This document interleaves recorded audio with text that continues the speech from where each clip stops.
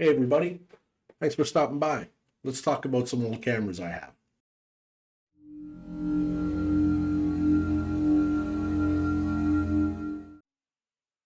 Hey there. As I mentioned in the previous video, I actually was into photography when I was a bit younger. I think it was mid 80s that I started to get the bug to learn how to take photographs and be good at taking good photographs. I also learned how to develop my own photos. I had my own darkroom I managed to put together, uh, and I developed all of my photos, which were all taken in black and white, simply because the black and white development was a lot easier than the color development at the time. A lot of the color aspect of developing has to have temperature controlled environments, which I didn't have. And at the time, I was using an old no name camera, 35 millimeter camera at the time, and I don't even remember what it was called, but I ended up getting a Minolta Maxim 5000i. This thing has been used probably about maybe 5 times for taking pictures, and the reason for that is because as I was going through using this the first year, we had our first child. So what that meant was no more darkroom because I wanted to keep the chemical odors away from the baby, and ultimately the price of film with the amount of shooting that I was doing was very becoming expensive. It was just really cost prohibitive. So, but one of the things I wanted to touch about with this camera that was unique feature about it back then is it came with cards. Oops, excuse me, cards. They were like profile cards. They were for setting having set profiles of your aperture settings. Your ISO settings and whatnot. And the idea is that you would load these in little contacts within the card. You would load these into the camera, and then ultimately, when they're loaded in, you would whoops, excuse me here, I'm still new at this. The top button would be the button that you would actually press on it to load up the settings from the card into the camera itself, which would display here. Now, I don't have a battery in the camera, so I can't really demonstrate it, but these cards came in a variety of choices. You had portrait cards, you had sports cards, you had nature cards, and it was pretty much ahead of its time back then in terms of keeping profiles for aperture exposure settings, I should say, exposure settings that you could load on the go really quickly, and then you wouldn't have to always sit there and do your manual adjustments, which was kind of funny because at the time it took away from the whole enjoyment of arranging all of your settings on the camera to take the perfect shot. So I did use it a couple of times, but I really mainly relied on the manual zooming and aperture settings and the ISO settings and whatnot. It's been a while since I've done it, so there's probably things I'm not even talking about, which I apologize for. But yeah, so once I stopped taking pictures with these, life gets in the way, and I just kind of lost the interest in doing it. Although it was always something that was in the back of my mind that I wanted to pick up again because it was very enjoyable to see what I could produce out of a camera after I developed it. So yeah, so that's how my photography phase kind of ended to some degree. So yeah, this was released back in 1989. It was cutting edge at the time. Sorry, I'm holding the camera down here, and I should be holding it up here.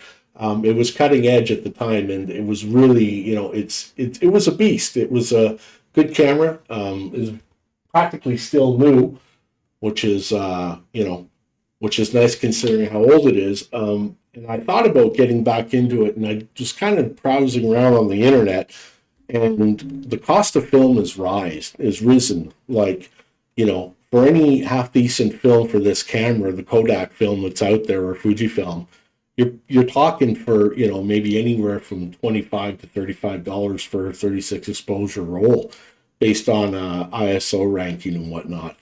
So really, at the end of the day, this is kind of an expensive hobby to maintain. And, I guess that comes with a price if you want to maintain that kind of an art form, right? So aside from that, it's very difficult to find a place that'll actually develop the films. A lot of them they'll tell you that you can mail the film in and they'll develop it. But I've seen places where it takes 2 to 10 days to get done, and they're charging, upwards to $60 for development and pictures to be sent back. So really, at this point, it's just not feasible financially for someone like me who's really an amateur at this stuff to continue on with it. So that was back in the, I guess you could say, late 80s that I stopped taking 35 millimeter pictures. And then around 2001, 2002, I started getting onto the video camera phase. Now, as you can imagine, video cameras back then compared to what they are today is like night and day, so to speak. So I had the video camera that I purchased in about 2007, 6, and it's a Panasonic. See if I can get this here. Panasonic. Panasonic PVGS 300 Mini DV camcorder.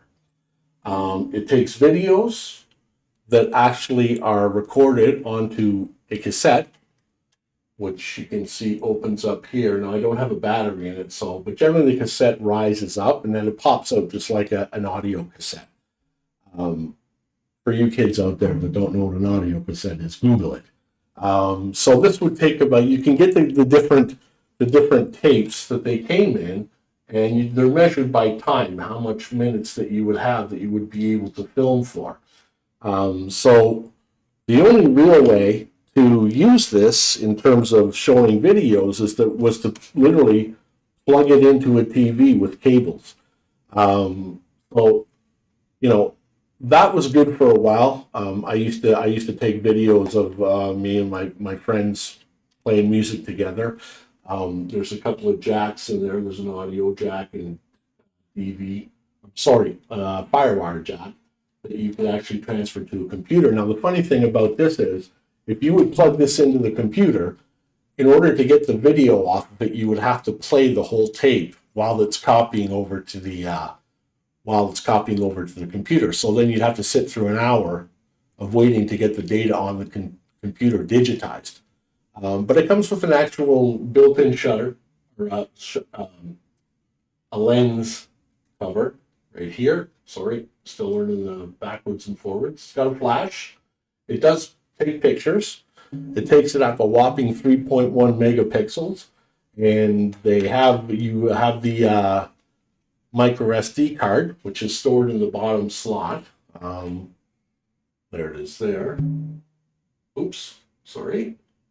So that was cutting edge back when I got this, 2 gigabytes. It just stores in there like cards are slotted today in cameras. And again, you could transfer it over either through a micro SD card converter through USB. I don't know if they were that prevalent back then, but generally you can do it as well through the connection itself with the USB. There is a USB on here. Excuse the old residue there.